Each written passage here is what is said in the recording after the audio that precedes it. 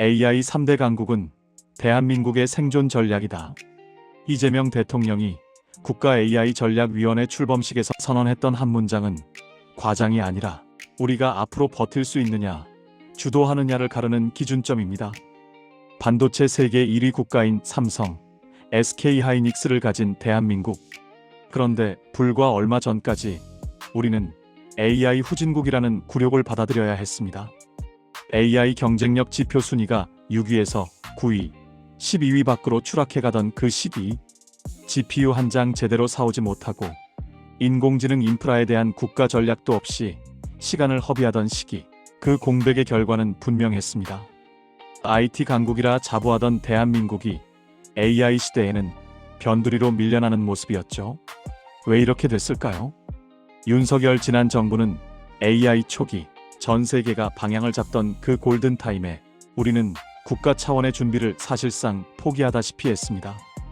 AI 예산은 뒷전으로 밀렸고, GPU 확보 계획은 없었고, 인재들은 떠났고, 규제 개혁도, 데이터 전략도, 국가 청사진도 부재했습니다.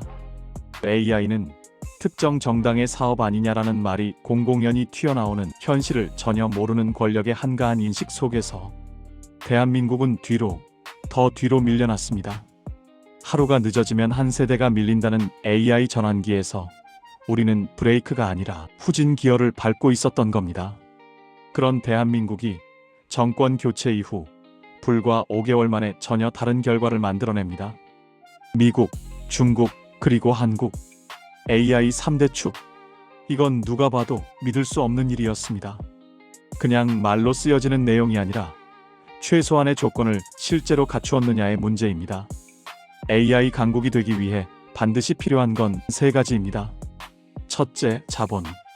둘째, 소프트웨어와 데이터 생태계. 셋째, 연산 인프라, 즉 GPU와 이를 굴릴 산업 기반. 이 세 가지가 동시에 갖춰지지 않으면 그 어떤 나라도 AI 3강을 이야기할 수 없습니다. 이재명 정부는 이 세 가지를 하나씩 선언이 아니라 실행으로 맞춰 넣기 시작합니다. 첫 번째 축, 돈, 자본의 문제입니다. AI는 말 그대로 돈을 태우는 산업입니다. 개인 개발자 몇 명, 스타트업 몇 개로 세계적인 경쟁을 할 수 있는 단계가 아닙니다.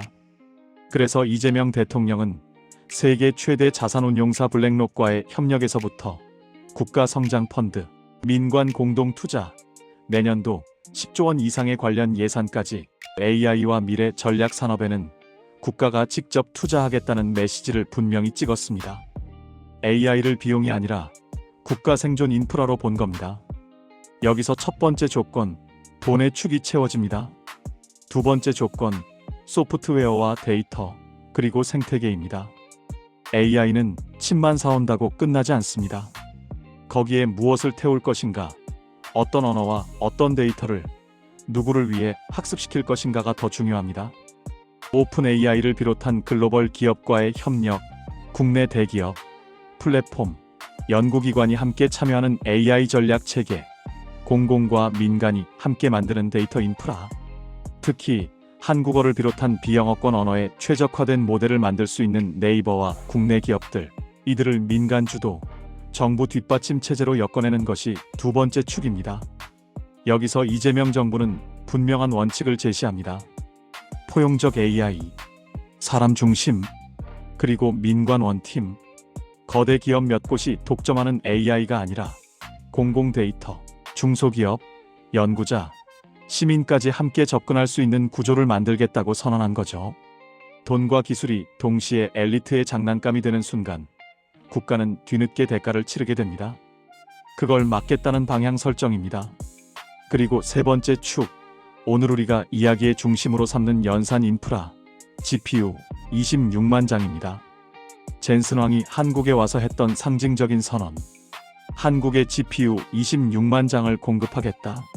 이건 단순한 비즈니스 계약 발표가 아니라 AI 3대 강국의 마지막 퍼즐을 채우는 순간이었습니다. 정부 5만 장, 삼성전자 5만 장, 현대차 5만 장, SK, 네이버 등으로 이어지는 분배 구상. 정부는 이 5만 장으로 공공 AI 인프라를 만들고 손안에 AI, 교육, 의료, 행정, 그리고 돈이 없어 AI를 사용할 수 없던 중소기업과 스타트업에 공공 GPU를 개방하는 베이스캠프를 세웁니다. 삼성은 AI 팩토리, 신약 개발, 차세대 반도체와 로봇, 초고도화된 제조 시스템에 이 인프라를 투입합니다. 현대차는 보스턴 다이내믹스와 함께 로봇, 자율주행, 모빌리티 혁신에 이 연산력을 연결합니다. SK는 AI 팩토리 솔루션을 서비스화하여 별도로 데이터 센터를 지을 여력이 없는 수많은 기업들에게 AI를 빌려 쓰는 길을 열어줍니다. 네이버는 한국어를 넘어 비영어권 국가를 향한 주권형 AI 모델로 확장하면서 AI를 수입하는 나라가 아니라 수출하는 나라의 그림을 그립니다. 여기까지 오면 그림이 명확해집니다.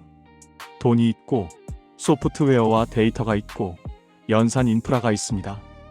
그리고 그 중심에 제조부터 반도체, 네트워크, 플랫폼까지 풀스택을 가진 나라 한국이 있습니다. 미국과 중국 사이에서 눈치만 보던 나라가 아니라 AI와 피지컬, AI가 실제 굴러갈 수 있는 최적의 생산 기지이자 실험장이 되는 국가.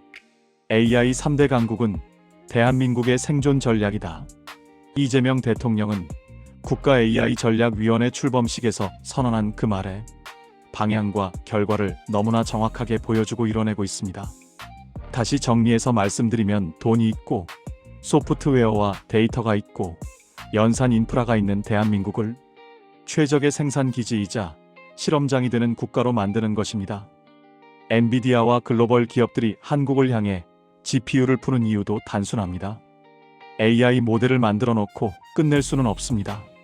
진짜 돈은 그 AI가 현실 세계에 들어갈 때 생깁니다. 공장, 물류, 로봇, 자동차, 에너지, 도시, 이 물리 세계에 AI를 얻는 것, 바로 그것이 피지컬 AI입니다. 미국은 기술이 있지만 전 공정을 한 나라 안에서 돌릴 제조 생태계가 없습니다. 중국은 공장이 있지만 전략동맹 구조상 쉽게 기술을 넘길 수 없습니다. 그 사이에서 동맹과 제조력을 동시에 가진 나라, 반도체부터 배터리, 자동차, 디스플레이, 로봇, 인프라까지 한 몸처럼 움직일 수 있는 나라, 그게 바로 대한민국입니다. 그래서 26만 장의 GPU는 단순히 와 많이 샀다가 아니라 AI 3대 요소를 모두 갖춘 나라로 인정받은 증표에 가깝습니다. 이재명 대통령은 여기서 한 발 더 나아가 국가 AI 전략의 방향을 이렇게 못 박습니다. 포용적 AI, 민관 원팀, 시스템 혁신, 균형 발전, 누구나 접근할 수 있는 사람 중심의 AI, 민간이 앞에서 끌고 정부는 뒤에서 밀어주는 구조, 법과 제도, 교육 시스템까지 AI 시대에 맞게 갈아엎는 개혁, 그리고 수도권 몇몇 기업만이 아니라 전 국토가 함께 AI 산업의 무대가 되는 균형 성장. 이 네 가지 원칙은 결국 하나의 문장으로 수렴됩니다. AI 3대 강국은 선택이 아니라 우리 세대가 책임져야 할 생존 전략이다. 한때 우리는 AI 순위 12위 밖으로 밀려난 나라였습니다. GPU 한 장도 사지 못하고 기회를 흘려보내던 나라였습니다. 그러나 지금 우리는 최소한의 말이 아닌 조건을 갖추기 시작했습니다. 자본, 생태계, 인프라, 그리고 그걸 하나로 엮는 국가 전략. 물론 이 길이 완벽하다고 말할 수는 없습니다. 정치적 공격도 있을 겁니다. 진짜 최신 칩이냐, 숫자 부풀리기 아니냐, 성과 과장 아니냐, 수많은 의심과 비아냥이 따라붙겠죠. 하지만 한 가지는 분명합니다. AI를 국가 전략으로 보지 못했던 시절에는 우리가 무엇을 잃고 있었는지 숫자로 확인했고, 지금은 적어도 어디를 향해 가고 있는지가 보이기 시작했다는 것. 이 채널 조용한 시대 기록은 오늘 이 장면을 정권의 홍보가 아니라 우리 세대의 현실적인 분기점으로 기록해두려 합니다. 우리가 AI 3강으로 올라서느냐, 아니면 또 한 번의 기회를 허비하느냐, 그 갈림길에서 준비된 정부가 무엇을 선택했고 어떤 약속을 숫자로 증명하기 시작했는지 우리는 오래 기억하게 될 겁니다.